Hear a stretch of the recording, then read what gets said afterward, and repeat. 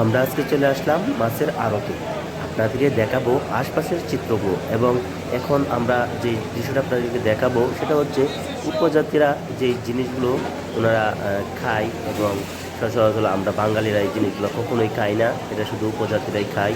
মারমা, চাকমা, বিভিন্ন রকমের যে উপজাতি রয়েছে, হ্যাঁ, এরাই সেই মাছগুলো খায়। এই যে মাছটা দেখতে পাচ্ছেন, এটা হচ্ছে হাঙ্গর মাছ।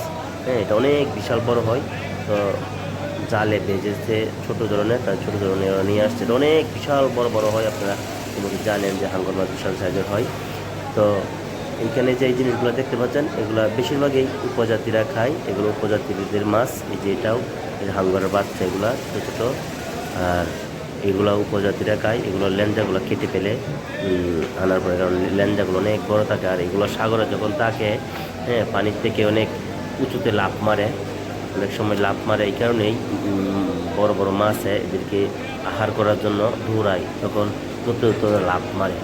আমি এর আগে দেখেছি একবার একটি ভিডিওতে, এই কারণে আপনাদের বলতেছি।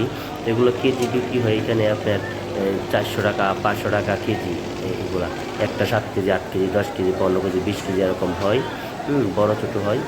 তো এটা হচ্ছে সবগুলো আজকে যেটা দৃশ্যটা দেখাচ্ছে, এটা হচ্ছে উপজাতিদের খাবারের মাছগুলো বিভিন্ন রকমের। এগুলোকে শাপলা বলে, শাপলা মাছ বা হাঙ্গর। হ্যাঁ, এগুলাই এখানে আজকে বেশিরভাগ উঠেছে। তো আশা করি আপনাদেরকে কিছুটা দেখানোর চেষ্টা করেছি।